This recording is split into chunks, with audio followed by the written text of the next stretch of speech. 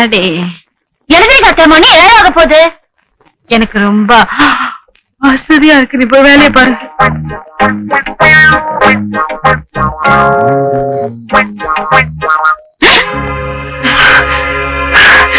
அடி பாவி செண்டாளி, உனக்கு என்ன தைரியம் இருந்தா என் முகத்துல தண்ணி அடிப்பேன். கோச்சுக்காதுங்க. காலையில குளிச்சு முழுகி மாமியார் கால விழுந்து நமஸ்காரம் பண்ணிட்டு தான் மொத்த வேலை செய்யணும். அதான் மருமகளுக்காக என்ன ஆசீர்வாதம் பண்ணுங்க. சரி சரி, நல்லா இரு.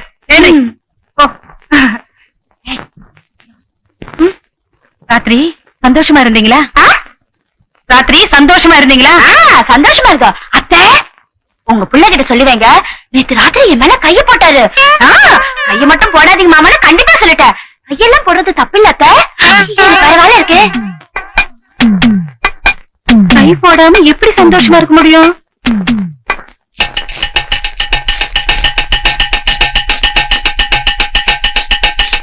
இந்தாப்பா, நீதான் சமையல்காரனா? ஆமாமா, 12 வருஷமா இருக்கேன். சரி, இனிமே நான் இதெல்லாம் பாத்துக்கிறேன், நீ வேலையை விட்டு போ. அம்மா, அதான் சொல்றேன்ல, வெளியே போ. சமையல் கணக்கு பார்த்து வாங்கிட்டு போ. நான் எஜமானி மட்டும் பேசிக்கிறேன். அவங்க குணம் உங்களுக்கு புரியல. என்ன நடக்குதுன்னு பாருங்க.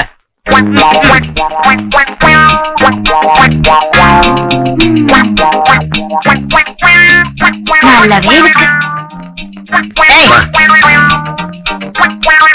ராஜாத்தி, சமையல்காரன் நீ வேண்டாங்கிற, நல்ல சமையல் பண்ணுவாமா.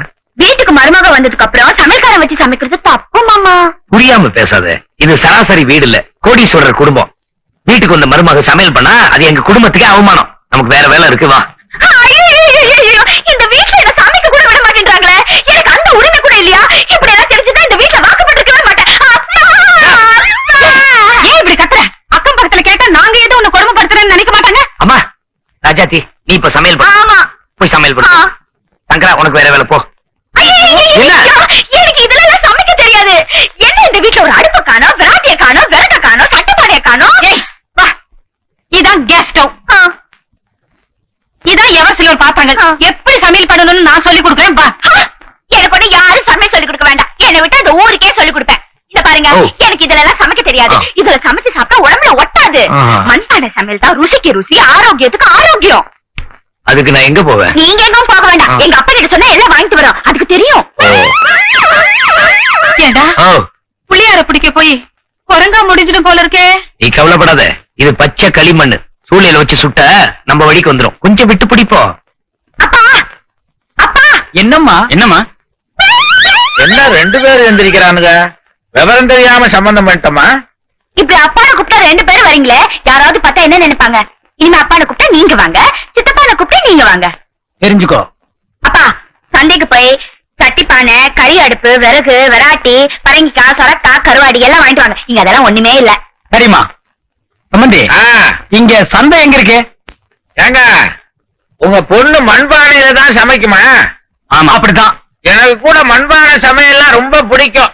இந்த பழைய சோத்துல எருமத்தயிரை விட்டு கருவாட்டு குழம்ப தொட்டுக்கிட்டா ருசியோ ருசி. எங்க அம்மா கையில சாப்பிட்டது. முகத்தை பார்த்தாலே தெரியுது.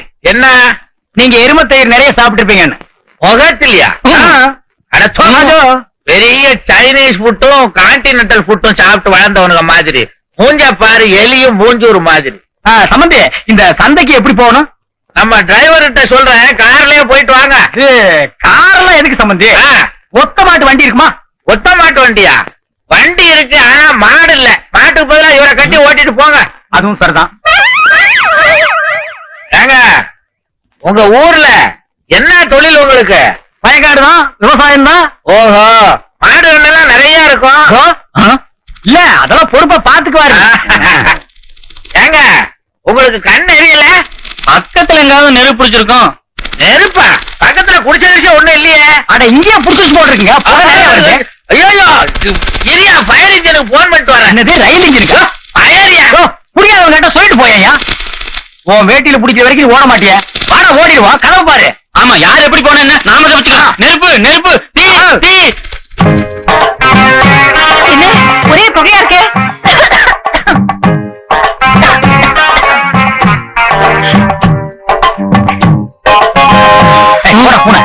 என்ன எல்லாரும் மொத்தமா வந்து வேடிக்கை பாக்குறீங்க? இதுக்கு முன்னாடி இந்த வீட்டுல சமையல் பண்ணதை யாரும் பார்த்தது இல்லையா? என் வாழ்க்கையில நான் இப்படி ஒரு சமையல பார்த்ததே இல்லம்மா. குப்பு குப்புன்னு புகை வந்ததும் தீ பிடிச்சிச்சோன்னு நாங்க பயந்துட்டோம். சம்பந்தி ஆ. அது வேற ஒண்ணும் இல்ல, என் பொண்ணு சமையல் பண்ணிருக்கா.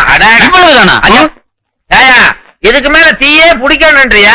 புகை நேரத்துல இருந்துகிட்டு நீ வேற இவ்வளவுதானா அவ்வளவுதானா? ராஜாத்தி, நீ ஏமா அந்த வீட்டு வேலை சமையல்லாம் செய்யணும்? அதான் மாமா ஒரு பொண்ணுக்கு அழகு. ஒரு சாதாரண குடும்பத்துல வாழ்க்கப்படுற பொண்ணுக்கு நீ சொல்றது அழகா இருக்கலாம். ஆனா நீ யாரு தெரியுமா? யாரு? ஒரு கோடீஸ்வரனுக்கு பொண்டாட்டி, ஒரு கம்ப்யூட்டர் இன்ஜினியருக்கு பொண்டாட்டி, ஒரு விளையாட்டு வீரனுக்கு பொண்டாட்டி, இருக்குமா சொல்ல போனா ஒரு சகலகலா வல்லவனுக்கு பொண்டாட்டி. ஏய், ஏண்டி அழுகுற? என்ன மாமா நீங்க? நான் அவங்க ஒருத்தருக்கு தானே பொண்டாட்டி, நீங்க என்ன 5-6 பேருக்கு பொண்டாட்டிங்கிறீங்களே. ஒரு புருஷன் பேசுற பேச்சா இது? C, C, C, C, C. அட புரியாதவள, அந்த 5-6 பேரு நாண்டி, நான் அந்த 5-6 பேருக்கு சமம்னு சொல்ல வரேன். ஏதோ குண்டா இருக்கீங்க, ஒரு 2 பேருக்கு சமம்னு சொன்னா ஒத்துக்கலாம். 5-6 பேருக்கு நீங்க எப்படி மாமா சமமாக முடியும்? ரொம்ப சிரமம். உன்கிட்ட எதை சொல்லி உன்னை எப்படி திருத்துறதுனே தெரியல. என்ன எதுக்கு திருத்தணும்? நான் என்ன தப்பு பண்ண? நீ எந்த தப்பும் பண்ணல. உன்னை வளர்த்தவங்க அப்படி வளர்த்திருக்காங்க. ஆமா, நேத்து உன்னை தொடக்கூடாதுன்னு சொன்னியே, உங்க அப்பா கிட்ட கேட்டேன். அப்படி நான் எதுவும் சொல்லலன்னு சொல்றாரு. நீங்க எந்த அக்கா கிட்ட கேட்டீங்க? எந்த அப்பாவா? எல்லாருக்கும் ஒரு அப்பா தாண்டி இருக்க முடியும். எனக்கு மட்டும் 2 அப்பா இருக்காங்களே. 9 வயசு வரைக்கும் என்ன பெத்து வளர்த்தவர் ஒருத்தர். அப்புறம் நான் திருச்செந்தூர் கோயில காண போனேன்னா அங்க என்ன எடுத்து வளர்த்தவர் ஒருத்தர். எடுத்து வளர்த்தவர் தான் எனக்கு புத்திமதி எல்லாம் சொல்லி கொடுத்தாங்க. ஐயோ, ரொம்ப புத்திசாலி. புருஷன் பொண்டாட்டி மேல கைய போடக்கூடாதுன்னு சொல்றவன் புத்திசாலியா? அந்த மண்ணாங்கட்டி மரமண்ட மாங்காய் தலை எனக்கு என்னடி தெரியும்? நான் படிச்சவன், நான் சொல்றேன் கேளு. தாலி கட்ட புருஷன் பொண்டாட்டி மேல கைய போடலாம், சந்தோஷமா இருக்கலாம், தப்பே இல்ல. இந்த கிஜி கிஜி வேலை எல்லாம் என்கிட்ட வச்சுக்காதீங்க. முதல்ல கைய போடுவீங்க, அப்புறம் கட்டு பிடிப்பீங்க, அப்புறம் இந்த சாலை எதுக்கும்பீங்க, அப்புறம் கண்ணத்தோட கண்ணத்தெல்லாம் வச்சு முட்டெல்லாம் குடுப்பீங்க, அப்புறம் பல்லானது உங்களுக்கு என்ன, நான் என்ன கெட்டு போயிடுவேன். ஏடி, உனக்குதான் எல்லாம் தெரிஞ்சிருக்க, அப்புறம் ஏண்டி என்ன நெருங்க விட மாட்டேங்கிற? ஆமா, உனக்கு இதெல்லாம் எப்படி தெரியும்? வாங்க. ஆ? இங்க உட்கார்ந்தீங்க, அங்க போங்க. எங்க கிராமத்துல ஆ. கல்யாண அக்கா இருக்காங்களா, ஆ. அவங்க தான் சொன்னாங்க. இந்த மாதிரி ஒரு ஆம்பளை அவங்க கிட்ட விளையாடினாங்களா, ஊர்ல இருக்கிற எல்லாருக்கும் தெரிஞ்சு போய் கெட்டு போன கழுத, தட்டு கட்ட கழுத இருக்கு அப்படி இப்படின்னு ரொம்ப திட்டினாங்களா. பாவம் அந்த அக்கா கல்யாணம் ஆகுறதுக்கு முன்னாடியே கிணத்துக்குள்ள வந்து செத்து போச்சு. அதேதான் நானும் சொல்றேன். கல்யாணத்துக்கு முன்னாடி அப்படி எல்லாம் நடந்துகிட்டா கெட்டு போனான்னு சொல்லுவாங்க. கல்யாணத்துக்கு அப்புறம் அதெல்லாம் தப்பு இல்லம்மா. எனக்கு ஒண்ணுமே புரியல மாமா. ஐயோ, எப்படி மாமா ஒரே விஷயத்த கல்யாணத்துக்கு முன்னாடி செஞ்சா தப்புங்கிறீங்க, கல்யாணத்துக்கு அப்புறம் செஞ்சா தப்பு இல்லைங்கிறீங்க? அது எப்படி? இப்ப கல்யாணத்துக்கு முன்னாடி ஒரு கொலை செஞ்சா அதுக்கு பேர் என்ன? கொலை. கல்யாணத்துக்கு அப்புறம் செஞ்சா அதுவும் கொலைதான். பாத்தீங்களா? அது மாதிரிதான் இதுவும். இப்ப நீங்க சொல்றபடி கேட்டு நானும் கை போட விட்டா அப்புறம் நானும் கேட்டு போயிடுவேன்ல. ஊர்ல இருக்கிற எல்லாரும் நீ அந்த கழுத இந்த கழுத கிறுக்கு அப்படி இப்படின்னு திட்டினா நான் கிணத்துல குதிக்கணும்ல. அதான் மாமா சொல்றது, கைப்படாதீங்க. இவ்வளவு படிச்சிருக்கீங்க, இது கூட புரியல. என்ன மட்டும் மாமா நீங்க?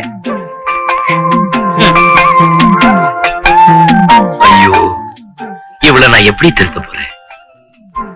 சரி, முயற்சியை கைவிடக்கூடாது. இப்ப இந்த விஷயம் முக்கியம் இல்ல. முதல்ல அவளை நாகரிகம் பொண்ணா மாத்தணும். அதுக்கப்புறம் அவளே எல்லாம் புரிஞ்சுக்கிட்டோம். அது வரைக்கும் பொறுமையா காத்திருக்க வேண்டியதுதான். விட்டுப்புடிடா பாலு, விட்டுப்புடி. என்ன மாமா கீழே வேலையா இருந்த கூப்பிட்டீங்களாமே, என்ன விஷயம்? ஆமா, யார் இவரு? நம்ம டெய்லர், பேர் ராபர்ட் டெய்லர். ஹலோ, உனக்கு அளவு எடுக்க வந்திருக்காரு. சரி, பழைய ரவிக்கு ஒண்ணு கொடுக்குறேன், அதை பார்த்து அளவு எடுத்துங்க. இது ரவிக்கேக்காக இல்ல. அப்ப maxi, midi, jeans, silver kameez, அப்படின்னா மாடர்ன் ட்ரெஸ், விதவிதமா ட்ரெஸ். ஐயா இதெல்லாம் நான் போட்டுக்கணும். மேல மட்டும் கை போடாதீங்க.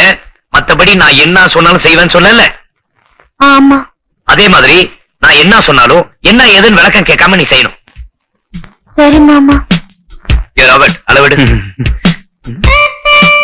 அளவு எடுக்கலாம்ல? அதுக்கு தானே வந்திருக்க. இந்த இதை புடி. இந்தாங்க. கை கொஞ்சம் நீட்டுறீங்களா? 20, 31. கொஞ்சம் கைய தூக்குறீங்களா? இன்னும் கொஞ்சம் தூக்குறீங்களா? இன்னும் கொஞ்சம் முறைக்கிறாங்க. தூக்கண்டி, கைய தானே தூக்க சொல்றான்.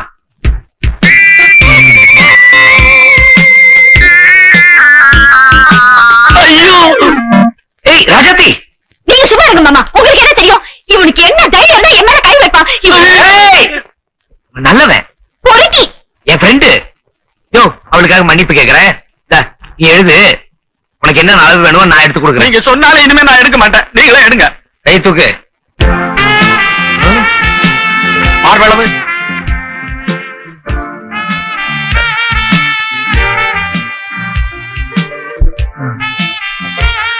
எவ்வளவுங்க? 109. என்னது? 36. இடுப்பு 25. பின்னளவு 37.